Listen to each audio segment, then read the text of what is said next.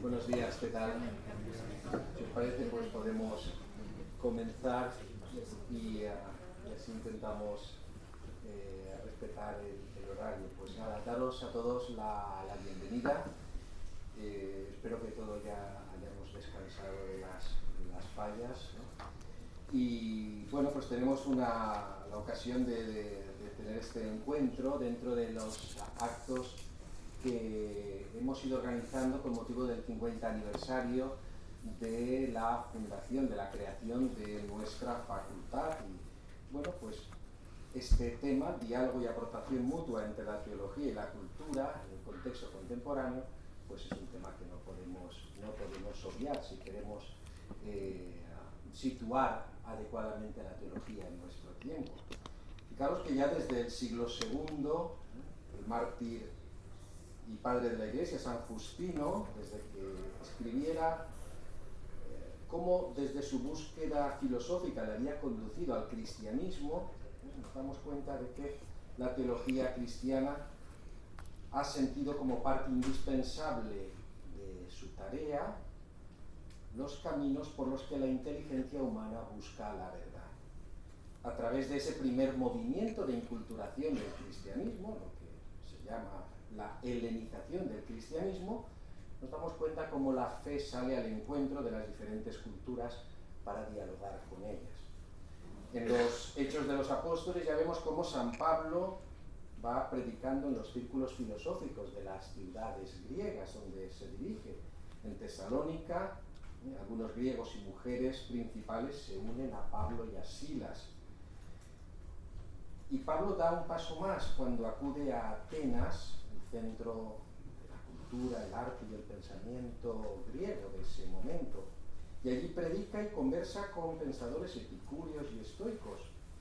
Y motivado por las preguntas que le van planteando, él mismo acude al Areópago, donde anuncia al Dios desconocido, del que hablaban los poetas helenos. La relación entre artistas y teólogos ha sido una constante en la historia del cristianismo, y es que la búsqueda de la belleza y la verdad, el conocimiento de las profundidades del corazón humano, no puede ser, si parafraseamos a Juan 23, que citaba al dramaturgo Terencio, eso no puede ser ajeno a la fe. Nada humano me es ajeno.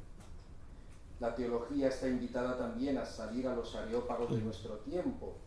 Una iglesia en salida, a la que nos invita constantemente el Papa Francisco, es una iglesia abierta a la voz del Espíritu. Y esa fidelidad a sí misma pasa por el encuentro con los hombres y mujeres en su contexto vital y cultural, para poder transmitir una palabra de esperanza. Por eso, en esta tercera conferencia de este ciclo de los 50 años de nuestra facultad, queremos escuchar a escritores en cuyas páginas resuena la voz y el eco de aquellos que se sienten buscadores de la verdad y de la bondad, porque aquel que está en búsqueda está abierto y con él se puede construir un diálogo que nos acerque y nos permita caminar juntos. Gracias a todos los que estáis participando, espero que esto sea una jornada, un día hermoso. Muchas gracias a los ponentes y ahora le dejo la palabra al profesor Antonio Praena para que los presente y dé paso a esta conferencia. Gracias.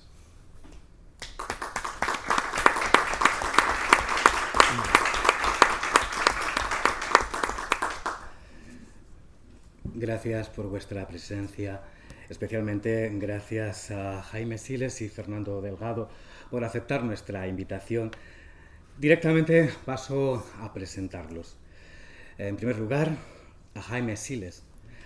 Jaime Siles, si bien es muy conocido entre nosotros, nació en la ciudad de Valencia en el año 1951. Es licenciado y doctor en Filología Clásica por la Universidad de Salamanca, habiendo sido en ella premio extraordinario de licenciatura y premio extraordinario de doctorado. Becado por la Fundación Juan March, amplió estudios en la Universidad de Tübingen bajo la dirección de Antonio Tobar. Posteriormente trabajó como investigador contratado en el Departamento de Lingüística de la Universidad de Colonia, donde colaboró con Jürgen Utermann en la redacción de los Monumenta Linguarum Hispanicarum. De 1976 a 1980, Jaime Siles fue profesor de Filología Latina en la Universidad de Salamanca y posteriormente en la de Alcalá de Henares. En 1983 obtuvo la cátedra de Filología Latina de la Universidad de La Laguna y ese mismo año fue nombrado director del Instituto Español de Cultura en Viena y agregado cultural en la Embajada de España en Austria. Catedrático honorario de la Universidad de Viena, Jaime Siles ha sido profesor invitado en una larga lista de universidades de las que citaremos, solo a modo de ejemplo, la de Graz, Salzburgo, Wisconsin, Berna, Turín, Ginebra, etc. Ha sido igualmente profesor titular en la Universidad de St. Gallen. Actualmente es catedrático emérito de Filología Latina de la Universidad de Valencia. Ha sido igualmente asesor de cultura en la representación permanente de España ante la Oficina de la Organización de Naciones Unidas y presidente de la Sociedad Española de Estudios Clásicos. Hijo predilecto de la ciudad de Valencia, es también doctor honoris causa por la Universidad de Clermont-Ferrand. Ha obtenido los más importantes premios poéticos de España, entre ellos, solo por citar algunos, el premio Ognos, el de la Crítica Nacional por su libro Música de Agua, el Internacional Loewe de Poesía por su obra Semáforos, Semáforos, el Internacional Generación del 27, el Nacional de Poesía José Hierro, el Tiflos, el Internacional de Poesía Jaime Gil de Viedma, una larga lista.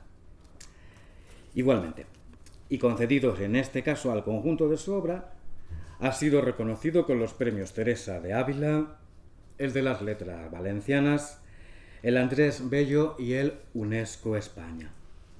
Numerosas obras suyas de ensayo e investigación han sido traducidas al alemán, francés, inglés, la lista sería interminable. Pero no podemos dejar de decir que Jaime es maestro y referente de varias generaciones de poetas, filólogos, críticos. Muchos son quienes nos fuimos introduciendo en la escritura a través de sus reseñas y artículos en diversos suplementos culturales. Y sobre todo, y acabo, porque es mérito de los verdaderamente grandes atender a los pequeños y principiantes. Muchos somos quienes hemos recibido nuestros primeros manuscritos, muchas generaciones les debemos mucho, pormenorizados y mejorados con sus sugerencias y correcciones. Hay un magisterio que no aparece en los currículos, cuya generosidad queda escrita a través de los textos de los demás, y esa es la generosidad y el magisterio de Jaime Siles. Gracias, Jaime. Gracias a ti. Bueno, muchas gracias por esta cálida y generosísima y exagerada presentación de mi persona. La verdad es que yo no soy teólogo, ni siquiera he estudiado teología, pero sí es verdad que en los años en que viví en Alemania, sobre todo en Tubinga, tuve una relación muy directa con la flor y nata de nuestros teólogos españoles que ampliaban estudios allí, porque entre los catedráticos, aparte de Ratzinger, estaba Kühn, Hans Kühn y toda la teología de la liberación, y estaba también un gran catedrático de teología protestante que era Moltmann. Moltmann, determinó a muchísimos de mis compañeros entonces. Y claro, cuando convivíamos casi todos los días comiendo, desayunando o cenando, pues hablábamos de temas así, tanto que uno de ellos, Adolfo González Montes, me invitó a escribir un poema hace muchos años, en los 70, en la revista Incunable, y yo lo hice y se publicó, y vi que eso había tenido cierta trascendencia, hasta el punto de que alguien dijo que el único poeta religioso de mi generación era yo, lo cual es una exageración porque no hay poeta que de un cierto modo sea religioso. Ese es un tema que a mí me ha interesado especialmente. Me ha interesado la relación entre religión y cultura, primero como filólogo clásico, porque aunque admiramos mucho todo el pensamiento griego, y yo he dedicado mi vida en parte a él, también somos muy conscientes de que cuando llegó la Ilustración a Grecia, acabó con la religión griega. Y en cuanto se terminó la religión griega, acabó catastróficamente la cultura griega. Este es un tema de meditación importante. Bueno, mi recorrido, el que yo intento hacer hoy, el que voy a exponer ante ustedes, tiene como eje sobre todo la relación entre cristianismo y cultura y entre cristianismo y literatura.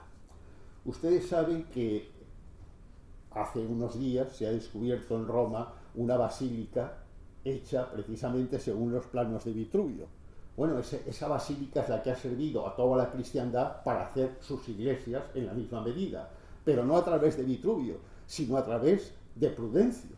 Prudencio es el poeta de la antigüedad latina cristiana que más ha influido en todo el concepto de iglesia como espacio de misterio, como espacio de la revelación, como espacio de epifanía, como espacio de entrada en la conversación con Dios. Eso, y el que el cristianismo supusiera en la cultura de la antigüedad una humanización, en el sentido de que se ha citado hace un momento de Terencio, ¿no? El nil humani a mea bien un puto, ¿no? Nada del ser humano considero ajeno a mí, hizo que el cristianismo no solo dulcificara las condiciones de la vida y sobre todo el concepto de ser humano, que en el mundo antiguo era muy limitado porque solo pertenecía al mundo de los seres libres, no a todos los seres humanos. Y el cristianismo eso lo amplió, yo creo que notoriamente hasta hoy. Pero también el cristianismo salvó nada más y nada menos que la literatura de la antigüedad. Primero porque hay una reacción contra esa literatura antigua, pero todos sabemos que una figura tan importante como San Agustín interviene a favor de ella y la salva. Luego los copistas medievales, especialmente en Irlanda, y transmiten a lo largo de todo el medievo esa cultura. El cambio que supuso el Renacimiento, que desde el punto de vista filológico y cultural es admirable, desde el punto de vista humano, claro, acaba con el sentimiento de trascendencia y apuesta todo por la inmanencia. Y eso es un cambio de modelo contra el que reaccionaba sobre todo la Contrarreforma de Trento. La Contrarreforma de Trento, aunque podamos estar de acuerdo o no con algunas de sus medidas, sigue siendo el momento para el cristianismo de mayor riqueza intelectual y artística, porque encuentra el sentido de obra de arte total. Nunca se ha vuelto a dar en ninguna cultura histórica documentada un momento tan importante como ese de Trento y su concepción del arte total. No solo por los ejercicios espirituales de San Ignacio y la composición del lugar, sino más que aún por ellos, por todo lo que Trento dedica al artista. ¿Cómo debe el artista conducir al público hacia Dios? Eso es importantísimo. Y ese realismo trascendente, vamos a llamarle así, porque es como de él hablan todos los tratadistas del barroco español, de la pintura sobre todo, ese realismo trascendente que lo tienen ustedes en el Aguador de Sevilla, pero todavía más que ahí en las Meninas, porque en las Meninas la mirada de Velázquez ve el mundo como si fuera Dios, y tan importante para Dios es el perro como el rey, porque todos son seres vivientes. Esa mirada totalizadora del barroco, integradora, es un poco la que mucho más tarde va a recoger Rilke, cuando busque, primero en Rusia sin conseguirlo, luego en Toledo sin llegar a completarlo, y definitivamente sí en Ronda, lo que él llama el espacio de la revelación. En su caso es la poesía como revelación. Claro, Rilke, piensen ustedes que la mayor influencia literaria que tiene es la literatura espiritual cristiana, especialmente el padre Nirenberg. Padre Nirenberg es la fuente fundamental del pensamiento poético de Rilke. Luego viene ya la Ilustración, que supone un gran cambio, vuelve al sentimiento inmanente del Renacimiento, y aunque la sociedad estamental del antiguo régimen dura más o menos desde la época de Augusto hasta el siglo XVIII, en el XIX hay un cambio demográfico importantísimo, que es consecuencia del desarrollo de la higiene, de que se ha traído en el 16 y 17 la patata desde Hispanoamérica, de que ha empezado la producción industrial, de que el ferrocarril permite intercambiar excesos de producción de un sitio con otros donde había necesidad, y que eso genera conflictos de todo tipo. Por eso el siglo XIX es un siglo de conflicto social, por un lado, y de conflicto individual, por otro, de crisis del sujeto histórico, porque el antiguo modelo, basado en los ciclos de la naturaleza, periclitó entonces, y la naturaleza, que hasta ese momento era la expresión de la grandeza de Dios en la tierra, y como tal una obra perfecta, deja de ser considerada así, ya que el ser humano puede ya producir en serie, en la industria, productos mucho más perfectos que los de la naturaleza. Y de la misma manera que, digamos, que queda perdiendo su trascendencia la naturaleza, el espacio también. El espacio deja de ser la manifestación del poder de Dios, de la misma manera que el tiempo deja de ser el recorrido que el ser humano, un peregrino en la tierra, debe hacer hasta su encuentro definitivo con Dios en la muerte. Eso hace que en el 19 Nietzsche se atreva a proclamar, por un lado, la muerte de Dios, y que por otro, la ciencia llegue a la máxima atomización de la naturaleza para su estudio.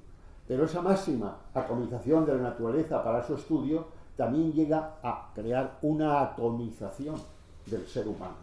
El ser humano pierde, por así decirlo, su yo. Entra en una crisis de sujeto que dura más o menos desde Schopenhauer, pasando por Mauner hasta Wittgenstein y hasta los años 20. En ese momento la industria atrae masas de campesinos a las ciudades, que se convierten en las nuevas Babilonias, y tras la derrota de Napoleón se derriban las murallas de muchas grandes urbes que amplían así su perímetro urbano, con el Gran París, la Gran Viena, el Gran Londres, el Gran Berlín como ejemplos de ello.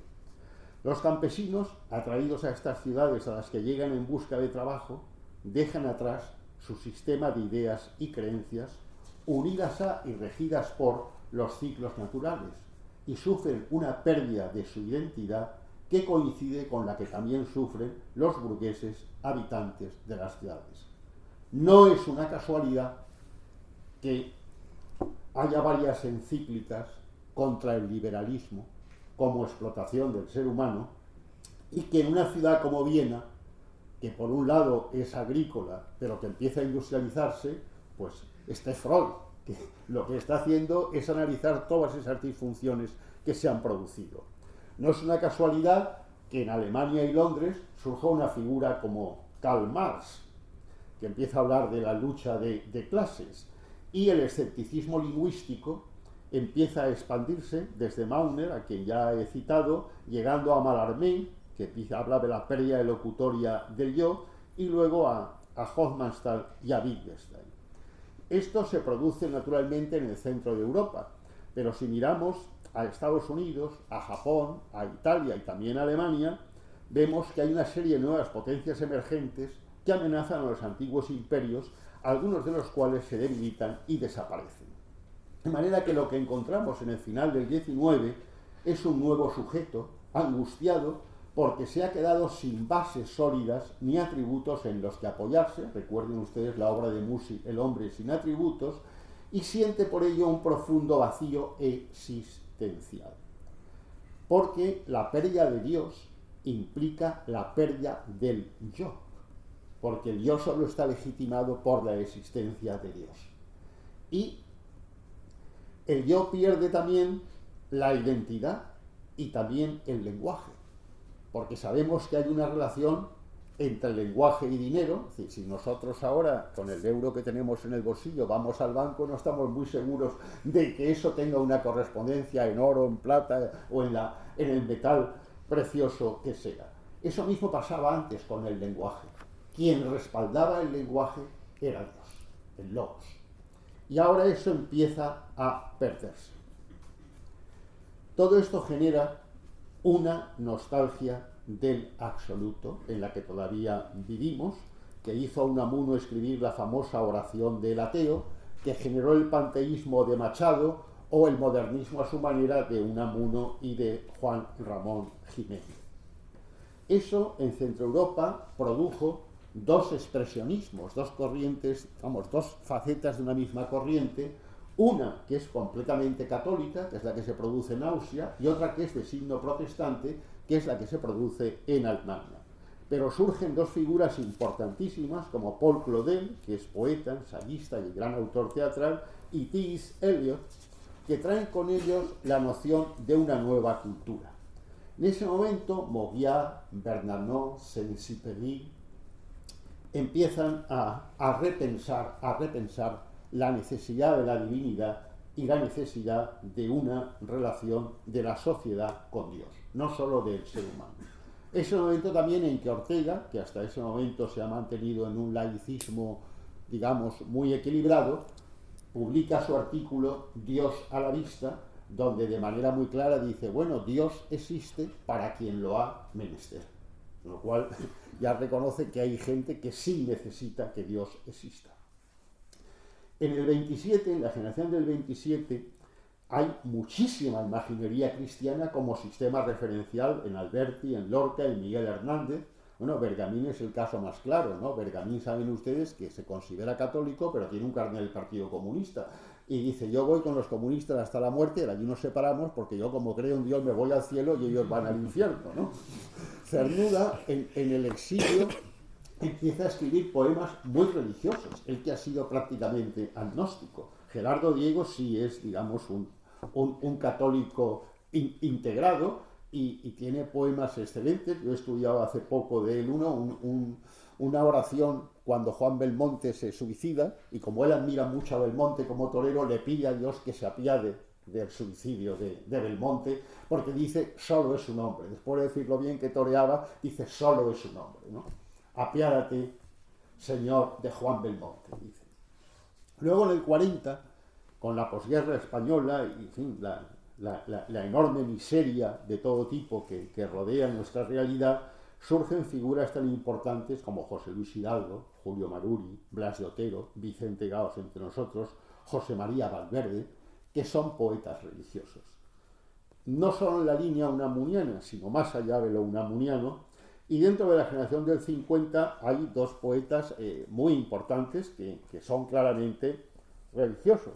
Uno es Lorenzo Gomis, que funda una revista que ustedes conocen, que es El Ciervo, y otro es José Luis Tejada, que es un caso muy interesante porque es un poeta que pasa a los poemas las ideas de Maritain, de Mounier y del personalismo en general, ¿no?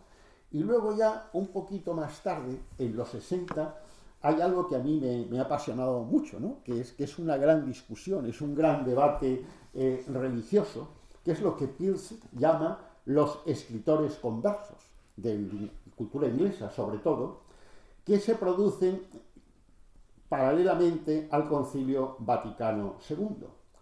Y es un momento en que, claro, a mí, que soy catedrático de filología latina, me interesa, porque en los países anglosajones los intelectuales protestan porque se pasa a las lenguas vernáculas toda la misa. Y ellos dicen, no, pero no, debe ser en latín, para que sea universal de verdad. Es una discusión interesantísima, ¿no? Pero sí es verdad, y yo esto lo he echado de menos, y cuando me he encontrado algún cardenal, pues se lo he dicho, que el catolicismo, desde Trento, no ha conseguido elaborar una retórica eficiente. Sí que la vemos, en parte, en lo que Olegario González de Cardenal llama la cristología en las artes. Él la ha estudiado en Unamuno, en Jean Paul, en Machado y en Oscar Wilde. Pero en toda esta discusión tienen un gran efecto las palabras de Chesterton, que dice, la Iglesia es lo único que salva al hombre de la degradante servidumbre de ser hijo de su tiempo.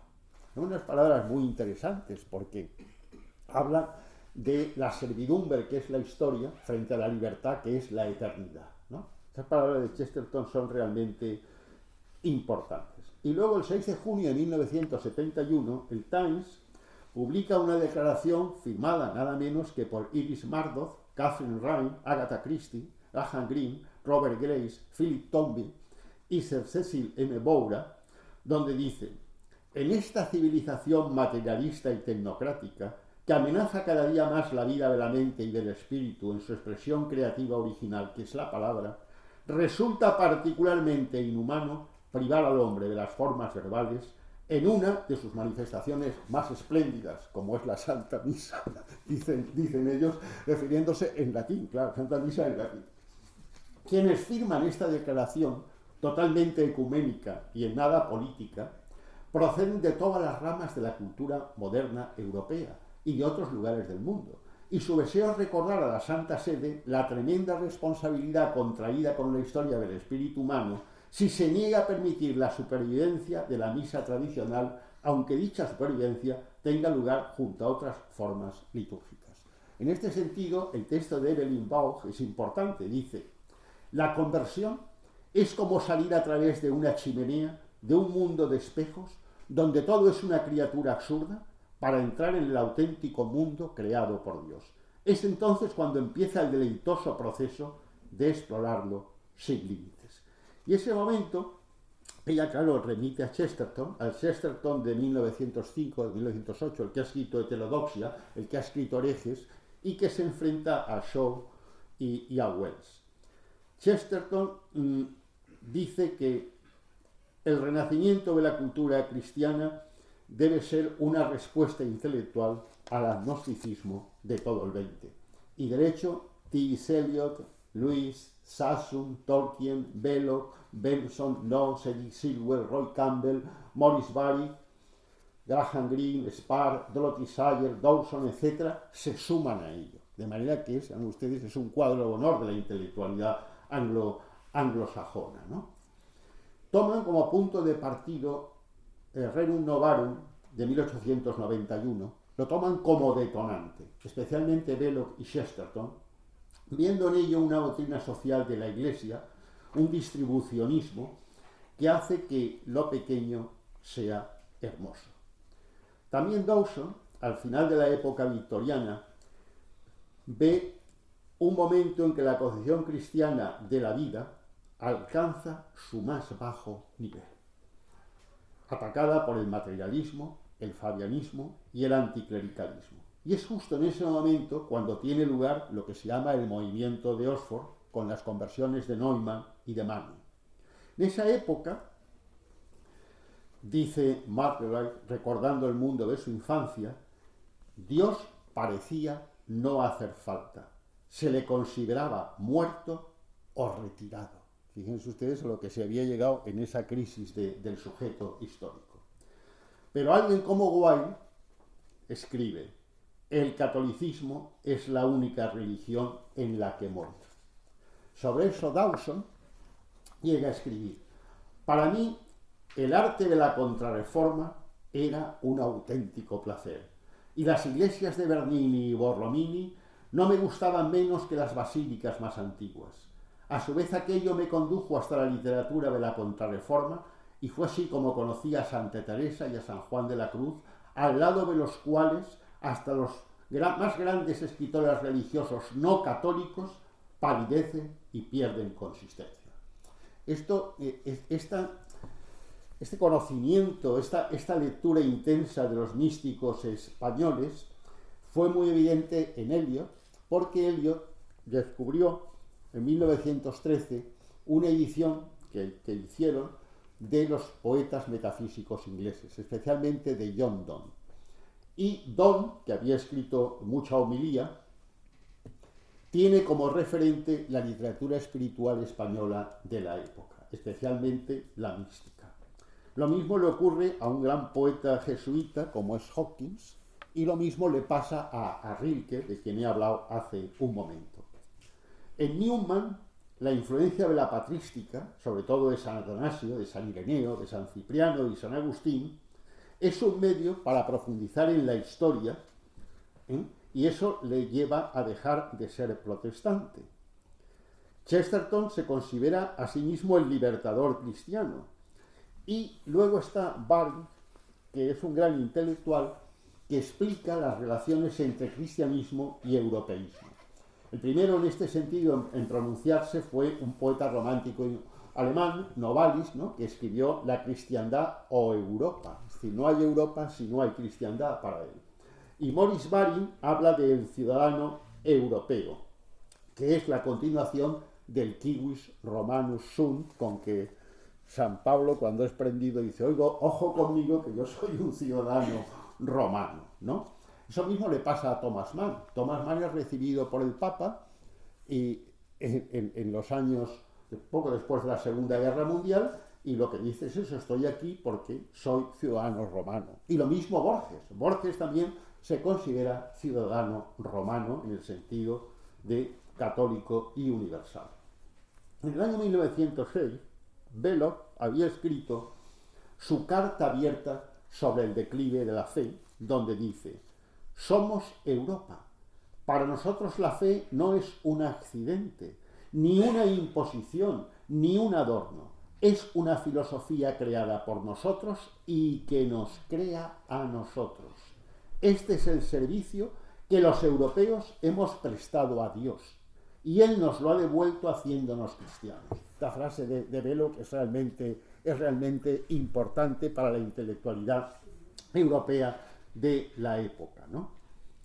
Y Eliot, que en esto no es tan atrevido como Chesterton y como Belloc, lo que propone ante la angustia de esa Europa moderna y de esa situación de vida en las ciudades, es un modelo de vida y de trabajo que vuelva en cierto modo al medievo, cosa que es imposible.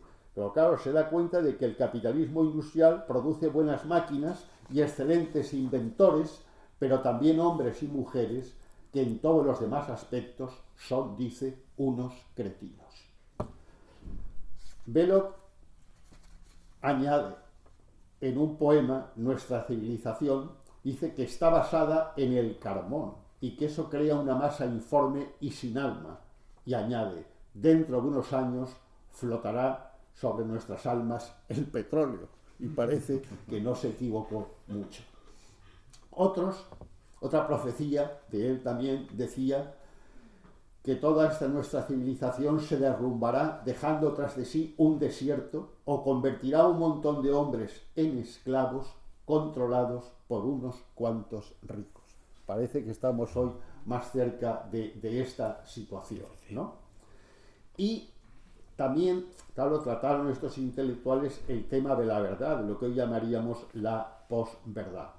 Y eso hizo que Baring, el 20 de septiembre de 1916, en plena Primera Guerra Mundial, escribiera: es como si nos faltara el suelo de nuestra vida, como si viviéramos en un eclipse permanente o en un mundo sin estaciones, un mundo sin invierno ni verano, tan solo un limbo largo, gris, teñido de colores neutros.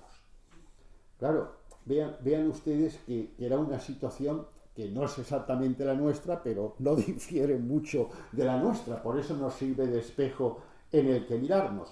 Y también es muy interesante la observación de Eliot cuando dice que el misticismo aristotélico de Dante es ontológico, mientras que la mística española es psicológica. Para Bauch, la Iglesia católica es la única forma genuina de cristianismo, y este cristianismo es también el constituyente esencial de la cultura occidental. Creo que esto es algo sobre lo que conviene meditar, porque cada vez que se ha perdido eso de vista, pues ha habido distintas posturas. Se ha convertido al dinero en Dios, o más grave aún, se ha convertido al Estado en Dios. Y la conversión del Estado en Dios es realmente peligrosa, como se ha visto en todos los resultados de los totalitarismos que en el 20 han sido, ¿no? De manera que hay una elección que se presenta, y es terrible, entre cristianismo y caos. ¿Qué elegimos, el cristianismo o el caos? Si elegimos el cristianismo, nuestra civilización encuentra que tiene una base sobrenatural en la que descansar. Es lo que dice Steiner, por ejemplo, es lo que dice Papini y es lo que dice Moguiar. Y es curioso, en este sentido de cristianismo y protestantismo, una frase de Hilder que siempre me ha llamado la atención. Dice Hilder que los protestantes son más fáciles de esclavizar que los católicos. Es una frase también que no, casi nunca se ve citada por ahí, ¿no? Pero que da que pensar, ¿no? A favor de la libertad, quiero decir, ¿no? En el año 46, Eliot, dándose cuenta de la situación moral de Europa después de la Segunda Guerra Mundial, propone una unidad espiritual de Europa basada en el cristianismo, o lo contrario, que vengan solo siglos de barbarie. Hoy me ha llamado mucho la atención cuando venía aquí y he leído el periódico que la tercera de ABC de hoy hay un artículo que se llama El sentimiento de lo sagrado. Claro, lo sagrado puede ser un sentimiento, pero solamente en el animismo o en el panteísmo. Pero claro, no es algo muy superior a eso, lo sagrado. Ha hablado, por ejemplo, Jaime Gil de Viedma ha hablado él le llama de lo sagrado interior, de lo sagrado individual, de algo sagrado que cada uno de nosotros tenemos en nuestra vida y a lo que nos mantenemos fiel. Pero yo creo que el tema fundamental aquí es la recomposición de lo absoluto, el ver que tenemos una necesidad de absoluto, que la sociedad tiene una necesidad de absoluto y que incluso la ley tiene una necesidad de absoluto, porque si no está por completo en el aire. Y quisiera terminar con una cita muy bonita de un poeta norteamericano, Wallace Stevens, que dice: cuando se deja de creer en Dios, la poesía es esa esencia que ocupa su lugar para que la vida resulte aceptable. Muchas gracias.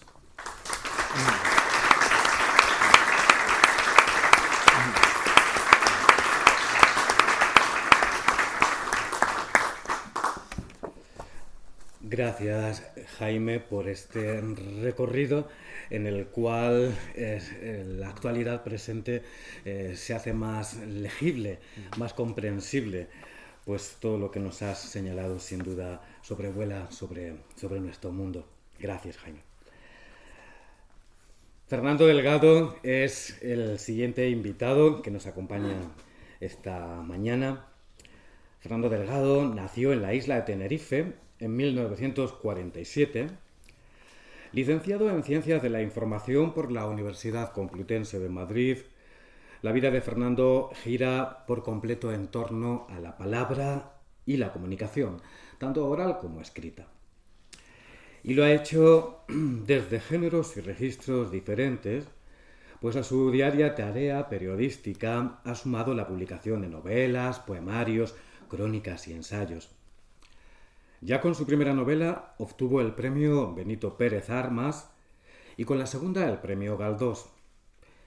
En 1995 ganó el premio Planeta con la obra La mirada del otro, novela que fue llevada al cine bajo la dirección de Vicente Aranda. Por resumir, en 2015 recibió el premio Azorín por su obra Sus ojos en mí, donde trata profusamente la relación entre Santa Teresa y el padre Gracián, adentrándose en esta visión barroca, hispana, mística de la que nos ha hablado Jaime. Dentro del género poético cabe mencionar los poemarios Proceso de adivinaciones o, por ejemplo, Autobiografía del hijo. En el campo del ensayo citemos Cambio de tiempo o la última de sus obras, presentada hace escasas semanas, titulada Valencia en la palabra. A lo largo de su dilatada carrera periodística, Fernando Delgado ha colaborado en los diarios El Día, Pueblo, Informaciones y El País, especializándose en crítica literaria y en cultura. Fue jefe de programas de Radio Exterior de España. En el periodo de la transición comenzó a reunir en su departamento un equipo de gente joven que más tarde ayudarían a formar el cuerpo de la futura Radio 3. Ha sido director de Radio 3 y de Radio Nacional de España, consejero de Administración de Radio Televisión Española, presentador y coordinador de los telediarios del fin de semana de Televisión Española y director del programa A Vivir, que son 2 días en la cadena SER. Recibió, entre muchísimos, el premio Europa en Salerno, el Ondas Nacional de Televisión y el Antena de Oro de la Asociación de Radio y Televisión, así como el Villa de Madrid, Mesoneros Romanos, etcétera, etcétera. Fernando ha sido igualmente diputado de las Cortes Valencianas en la legislatura 2015-2019 y más recientemente fue nombrado presidente del Museo de Bellas Artes de Valencia. Gracias, Fernando. Gracias. Vamos a entablar con él un diálogo para dar otro formato diferente a esta segunda parte de nuestro encuentro. En más de una ocasión, Fernando, de manera informal, pero también en entrevistas y en algún artículo, has manifestado que te sentías un cristiano sin iglesia y un socialista sin partido. ¿Qué significado? ¿Qué significado das a estas palabras hoy en día? Bueno, pues vamos a ver, no sé si exactamente tenemos estas palabras. Yo siempre he estado, desde mayo del 68, comprometido de alguna manera en la política. Es más, cuando era un joven católico durante el franquismo, era un católico comprometido socialmente.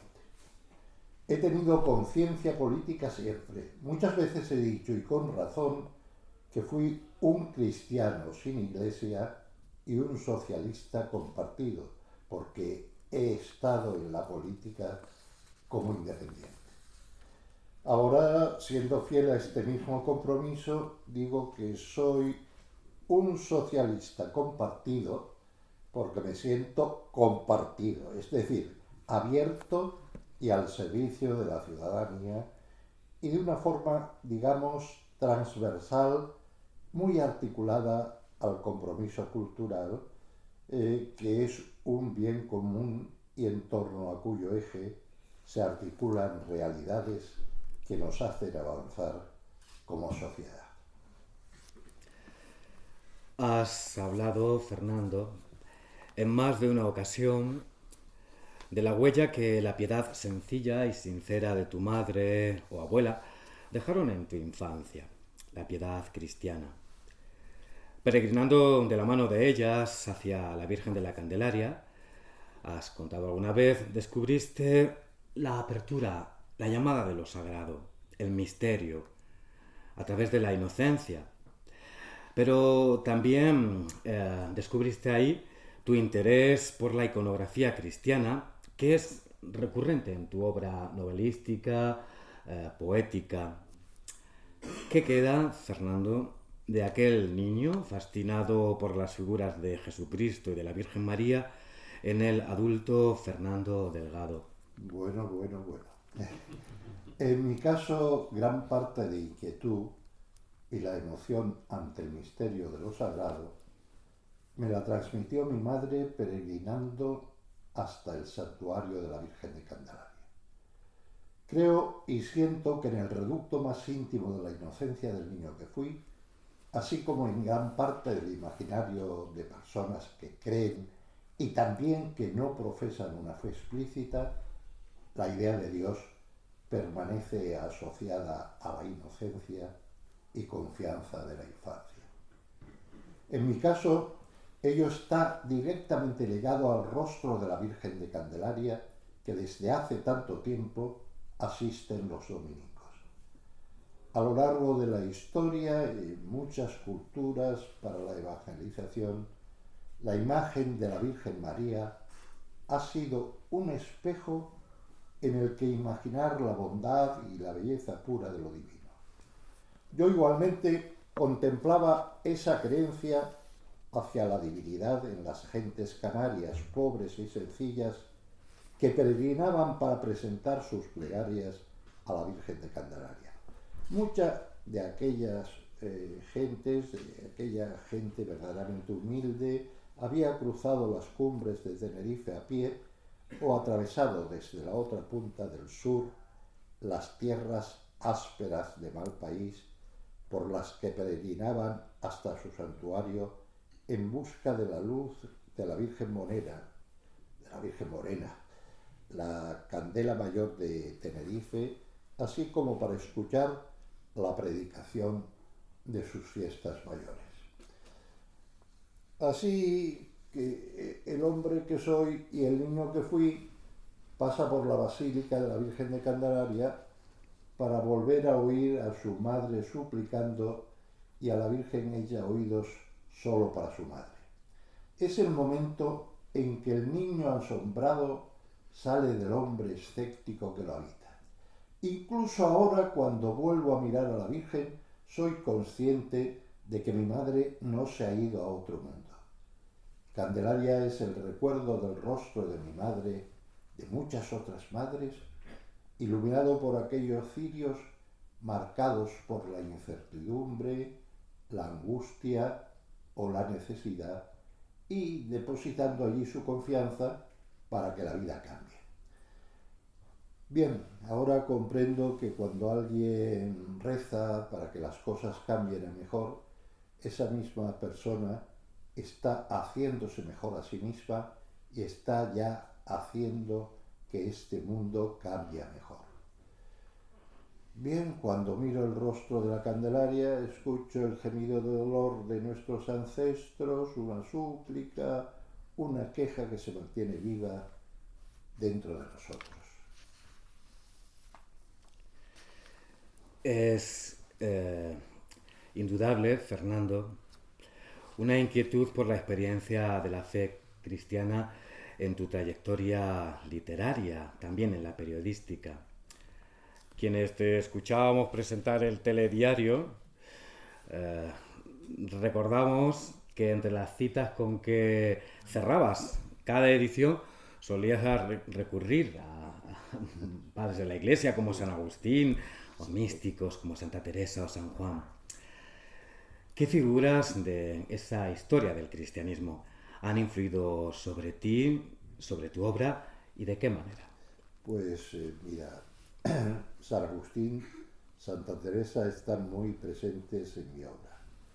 Mi novela Sus ojos en mí, publicada en 2015, y que comienza con la cita de San Agustín, ama y haz lo que quieras, recorre un periodo de la vida de la Santa Carmelita y su relación con el Padre Gracián, mostrando la amistad espiritual como motor de la reforma del Carmelo.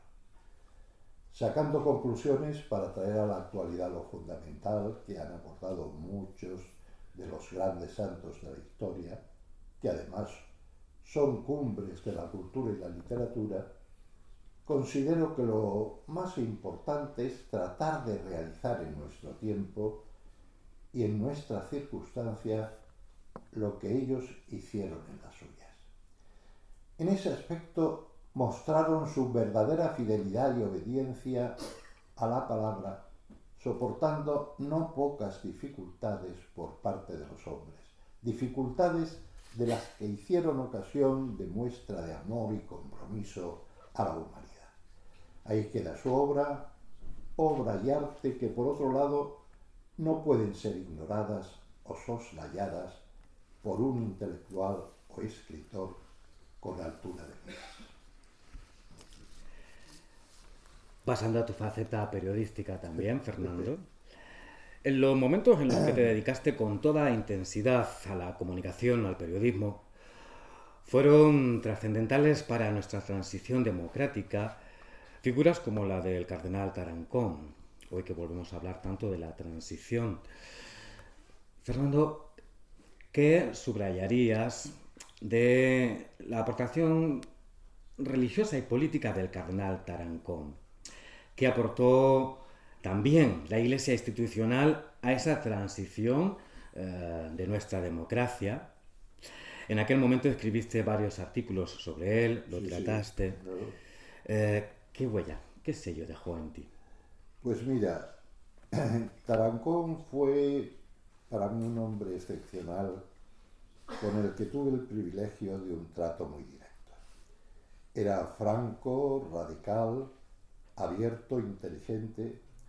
Nos ayudó a todos a reconciliarnos y a recuperar la libertad. Tuvo la suerte de trabajar con Pablo VI. El talante de este Papa, uno de los más discutidos jefes de la Iglesia de Roma, ya en su pontificado, su capacidad de reflexión y de análisis influyó a buen seguro en la tarea que el mismo Tarancón tenía para otear el nuevo horizonte de la libertad que se abría paso en España y servir al cambio democrático y libre con una palabra precisa, presentando un programa de paz imprescindible para los españoles de la transición. No era un pensador, aunque sí un hombre culto, porque fue el último académico con sotana, ¿no? Lo cual nos recuerda hoy hasta qué punto la Iglesia institucional ha perdido presencia en ámbitos intelectuales de primer orden como es la Real Academia Española. Y bien, como el apóstol Pablo, Tarancón se adelantó a los aerópagos de su momento histórico y no movido por vanidosa erudición, sino por un deseo verdadero de servir a la verdad desde el foro cultural de su década y buscar esa verdad a la mano de los hombres de buena voluntad que la buscan en nuevos horizontes. Bien, prueba de ellos es que ni los libros ni la letra le hicieron abandonar el aire sencillo, socarrón, de hombre de la huerta que lo habitaba. Sin exhibición de refinamiento, parecía mundano por cercano, y por ello era mucho más espiritual y austero que otros letrados que, hablando del cielo, parecen desentenderse del clamor de los hombres de la tierra. Y ello, naturalmente, sin olvidar el vértigo que produce la responsabilidad y el poder que tenía encomendado, porque, como recuerda Pedro Miguel Lamet en su magnífica biografía del padre Díez Alegría, un jesuita sin papeles, llegó a tener en su bolsillo redactada la excomunión de Franco en 1974.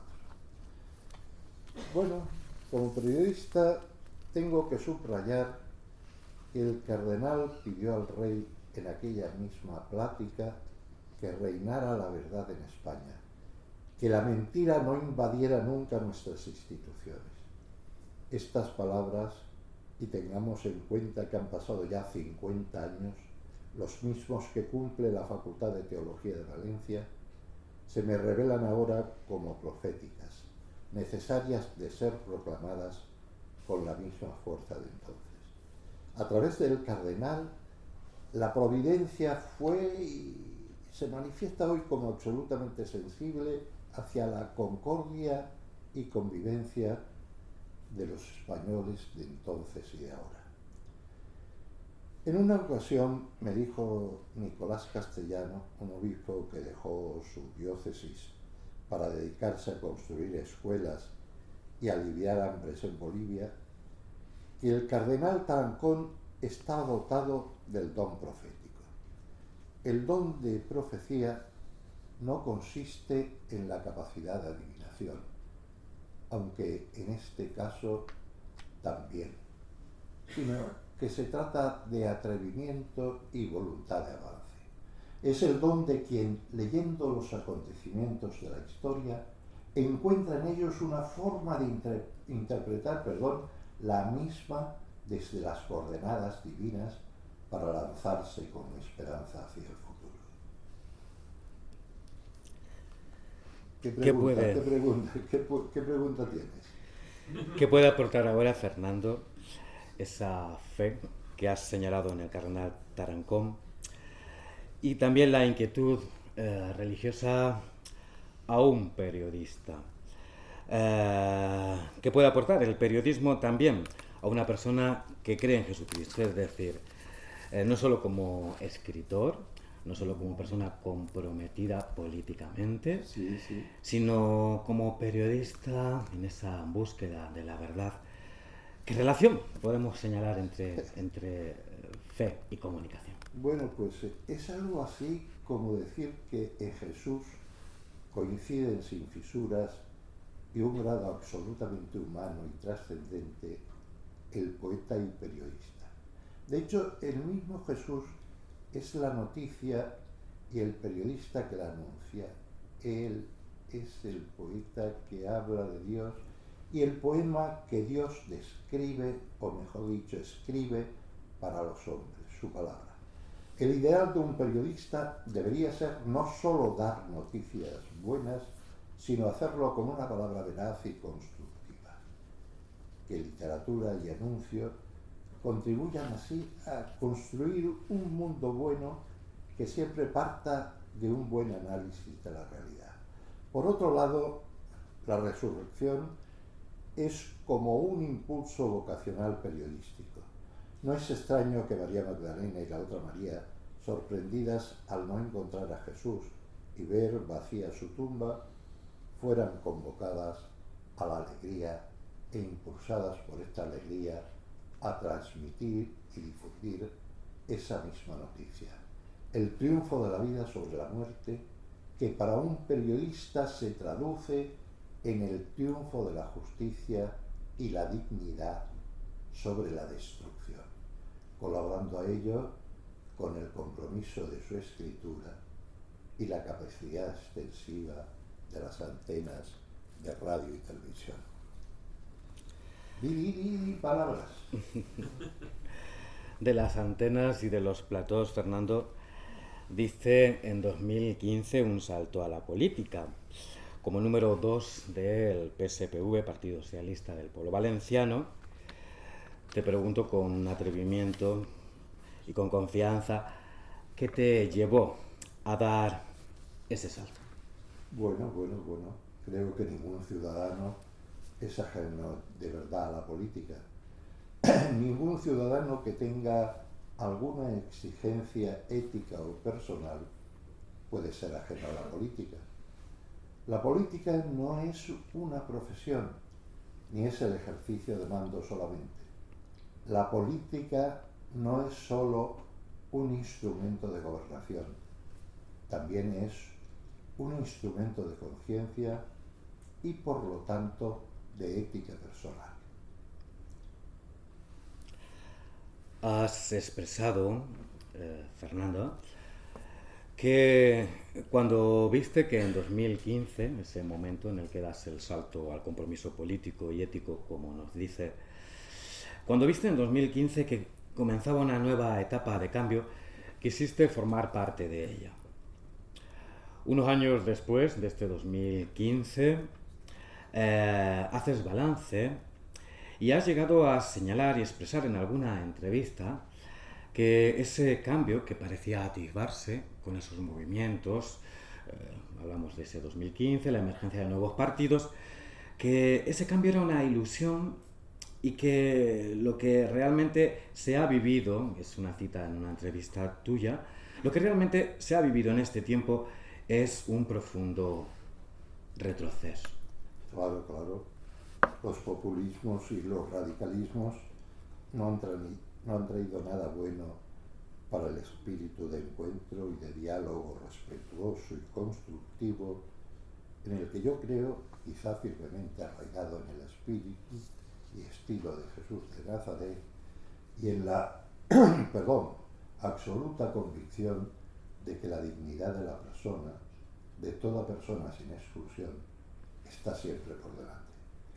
Pasamos por una etapa en la que se abusa del teatrillo en el Congreso y en la que ya no hay figuras de peso. Por ello, concretando mis convicciones, creo que el PSOE tiene que guardar ese espacio de centralidad y de flexibilidad observando la historia de este país. Por supuesto, tiene que alejarse de los populismos porque este partido, aunque ha tenido voces muy diversas, siempre ha tenido gente inteligente, gente con talentos.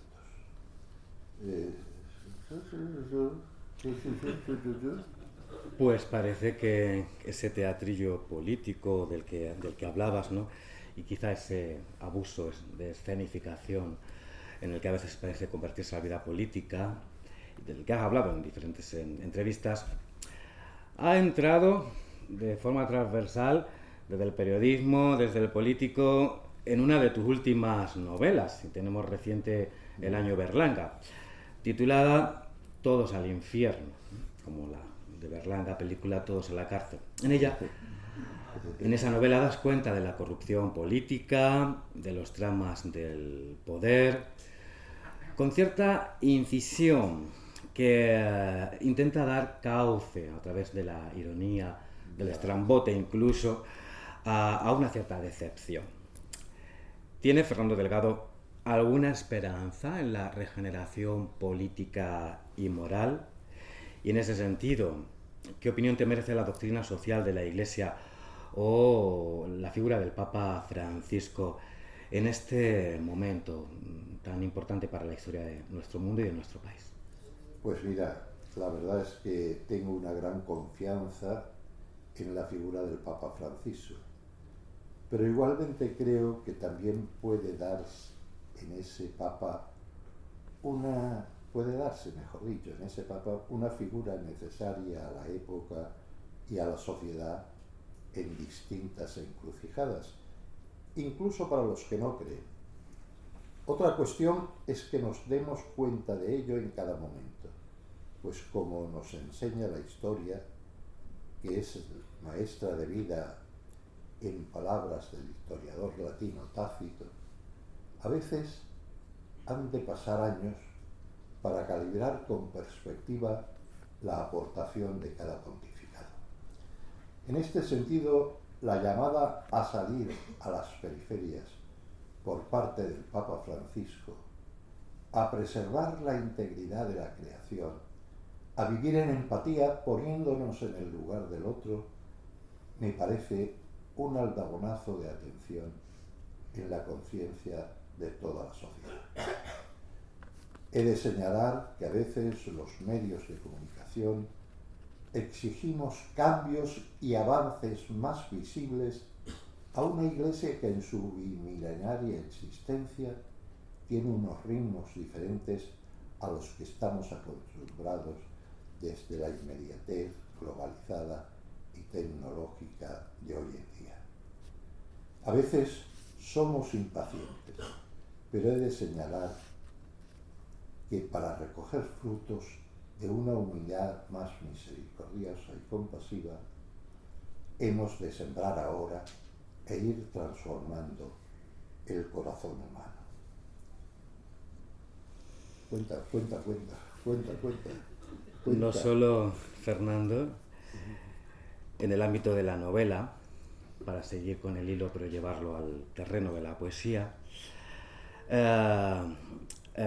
has manifestado tu inquietud por nuestro tiempo y en concreto lo has relacionado con la nostalgia de Dios de la que nos ha hablado Jaime. En tu último poemario, titulado Soy sin ser y publicado en Pretextos hace apenas 6 meses, das cuenta lírica de una desazón personal en la que la pregunta por Dios es una inquietud poéticamente presente. Sí, señor. Encabeza incluso uno de los poemas con esta cita de Emile Cioran. Dios es una enfermedad de la que nos creemos curados porque ya nadie muere por su causa. Bueno, por eso, sea de un modo más o menos inconsciente, mis obras, especialmente mis últimas obras, hablan de Dios. El protagonista de la novela Todos a la cárcel es un sacerdote envuelto en los escándalos de corrupción urbanística que han proliferado en demasiadas administraciones. El contraste entre lo que debiera ser, es decir, el servicio a la ciudadanía frente al enriquecimiento personal a costa de lo público, y lo que ha ocurrido y ocurre, es una llamada de atención.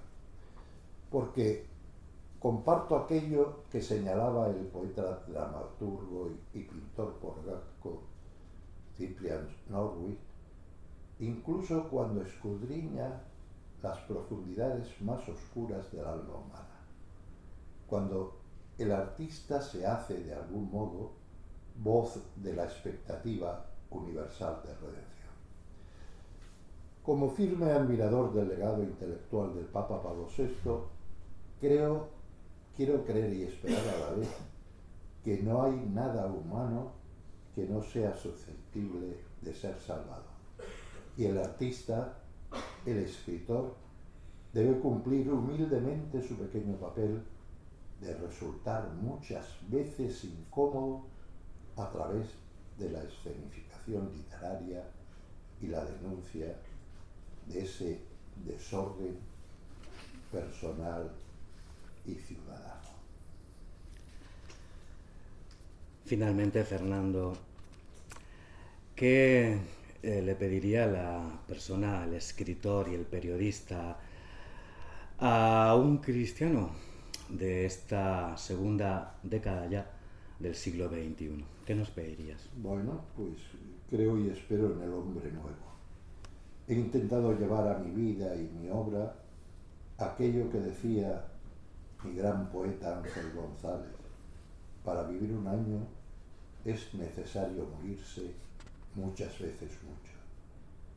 Creo que para vivir es necesario aprender y a morir y resucitar tantas veces como haga falta. En esa continua regeneración personal tiene un fuerte impacto la poesía, la literatura y el periodismo. Pediría a los predicadores de este tiempo que al asomarse al púlpito, lejos solo de amonestar a los pecadores, se mezclen con ellos para invitarlos al diálogo. Que entabláramos un gran debate para encontrar las bases éticas comunes que sirvan como marco para la convivencia. En el contexto de la posmodernidad y de una democracia que se siente tentada de perder las ilusiones, pediría a la teología y a la predicación que hicieran presente en medio de la sociedad el valor de unas creencias. Pero no soy ingenuo respecto del otro gran nivel que ha de acompañar el proceso de regeneración social. Me refiero a la necesidad paralela de asistir a un cambio de mentalidad personal. Es imposible separar el cambio regenerativo social del cambio regenerativo personal, pues todos somos, en cierto modo, fruto de nuestra biografía y en muchas ocasiones pensamos para justificar nuestros intereses individuales. De esto es de lo que hablan mis últimos libros, como todos al infierno o todo lo que necesita ser dicho.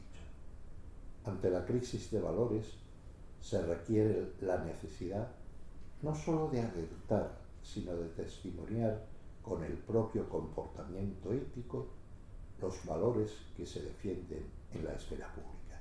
Y ello no se puede realizar, a mi modo de ver, desde una lucha o una estigmatización que no generan sino más rechazo y, por lo tanto, menos energía para la regeneración ética. En resumen, la teología y la predicación están llamadas, desde la óptica humilde de un periodista y escritor, a aportar valores y a testimoniar los mismos en una sociedad líquida. Parafraseando una cita que han repetido varios papas a lo largo del siglo XX, el hombre contemporáneo escucha más a gusto a los testigos que a los maestros, o si escucha a los maestros, lo hace porque son testigos. Gracias, Fernando, y tomamos nota de esta llamada y esta invitación que nos haces, pues, a ser testigos y a contribuir personalmente a esta regeneración social. Desde la teología, desde la literatura. Vamos a abrir ahora el diálogo y la conversación. Hemos mantenido con Fernando este formato a manera de entrevista que nos recuerda a sus años de periodista. Y, por supuesto, no olvidamos que tenemos aquí a Jaime, y aunque lo hemos escuchado, también queremos dialogar con él. Y yo lanzo la primera pregunta.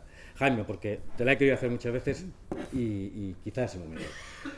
¿Lees, haces crítica, haces reseña de poesía contemporánea?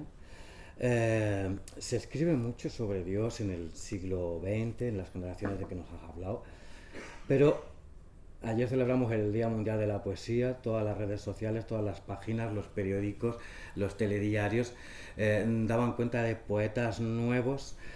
Parece como que hay un clamor por la poesía.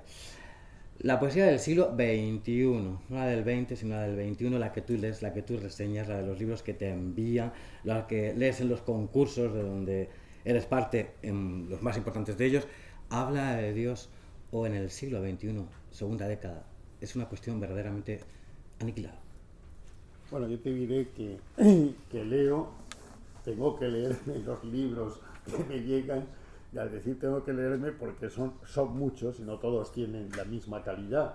Y hoy, como se publica hasta un estornudo, pues claro, cuando llegan los libros juntos, el problema es que no tenemos tiempo para diferenciarlos. Hoy tenemos más información que formación para distinguirlo. Y esto crea un complejo de neutralización absoluta entre lo bueno y lo malo. Pero respondiendo concretamente a lo que tú me dices, yo creo que en la poesía de hoy hay un dolor, un profundo dolor. En los más jóvenes hay una especie de diáspora hacia ningún sitio y no aparece Dios ahí como una necesidad, sino más bien como un vacío, como un hueco, como una pérdida, ¿no? Pero claro, eso, digamos que no es algo que podamos responsabilizar de ello a la poesía ni a esos poetas, sino a toda nuestra sociedad. Nuestra sociedad se ha infantilizado, se ha trivializado, se ha banalizado hasta extremos ya incomprensibles, ¿no? Y ese es un problema real, ¿no? Nietzsche en su época decía que había que acabar con todos los valores, y es verdad, hemos acabado con todos ellos. Por eso ahora la tarea intelectual es justo la contraria de Nietzsche, es reconstruirlos. Una vez el edificio ha sido derribado, habrá que volver a construir desde abajo, desde los cimientos, todo de nuevo. Por eso yo, aunque me tengo que leer los libros que me llegan, prefiero pasarme la tarde leyendo a los clásicos. Porque claro, los clásicos son los que me hacen contemporáneo de mí mismo. Los otros me pueden hacer moderno, pero moderno no es contemporáneo de sí mismo, ¿no?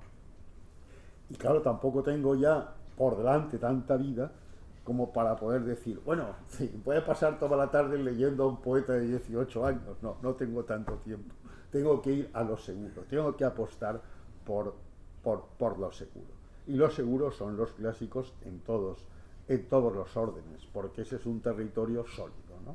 En griego se llama toas phales, lo sólido, lo seguro como el asfalto, ¿no? Hacemos extensiva esta conversación para que dirijáis la pregunta que queréis. Tenemos a Santiago también.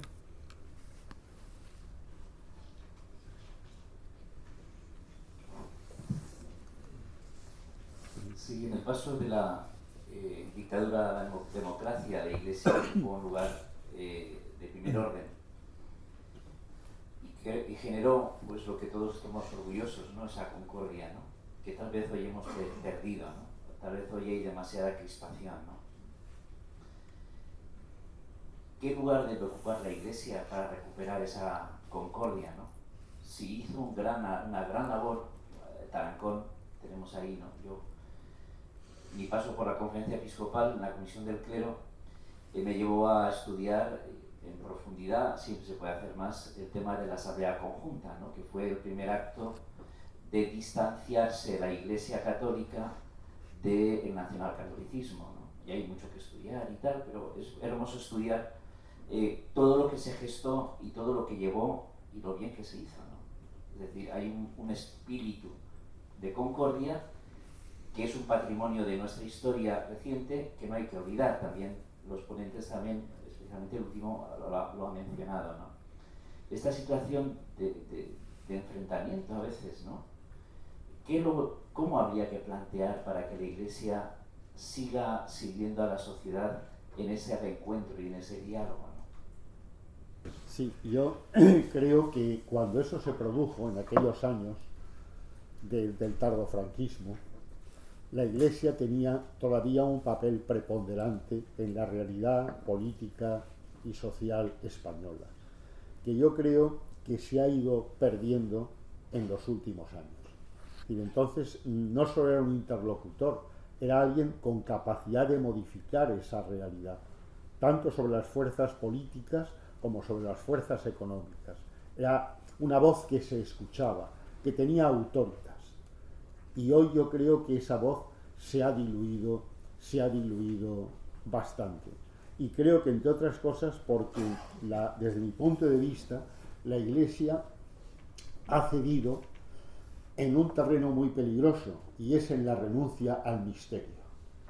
El misterio es la base de toda religión, y no se puede renunciar al misterio. Nosotros tenemos que aceptar que la realidad es misteriosa, que nuestra vida es misteriosa porque es contingente, y puede sucedernos todo de un momento a otro y en el momento menos pensado. Entonces, la Iglesia, digamos, que una vez llega la democracia, se retira a sus cuarteles de invierno y se especializa en sí misma, como un corpus, como un cuerpo, digamos, facultativo de cualquier administración. Y ahí creo yo que comete un error. Eso no lo hacen en Hispanoamérica, allí intervienen continuamente, todos, ¿no? Y algunos incluso mueren, como sabemos, ¿no? Pero en España no. En España, tal vez debido a que en todo el contexto desde el 39 hasta el 75 la Iglesia ha tenido ese papel preponderante y ha estado tan presente, decide retirarse.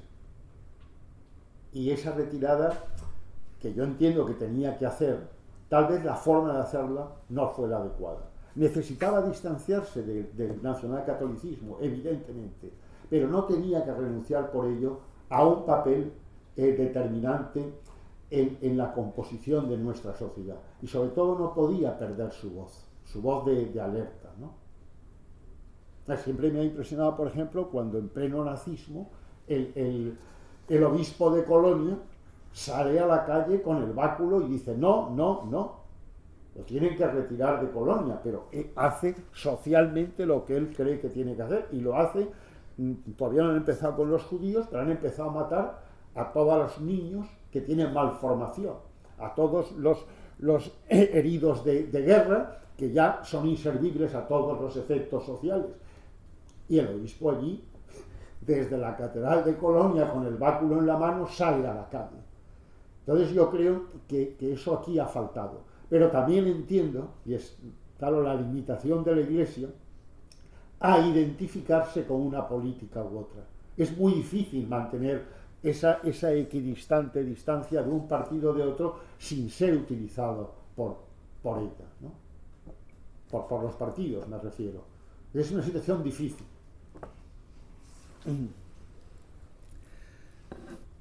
¿Alguna otra pregunta?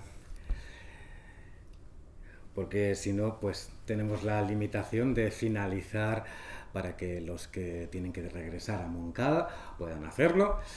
Gracias por vuestra presencia, gracias a Fernando Delgado, a Jaime Siles por vuestra generosidad, y sencillamente, gracias a todos vosotros, recordamos que el próximo acto de este cincuentenario será ya en mayo, puesto que en abril tendremos el simposio de la facultad. Y bueno, pues será en mayo cuando regresemos de una manera diferente y en otro lugar.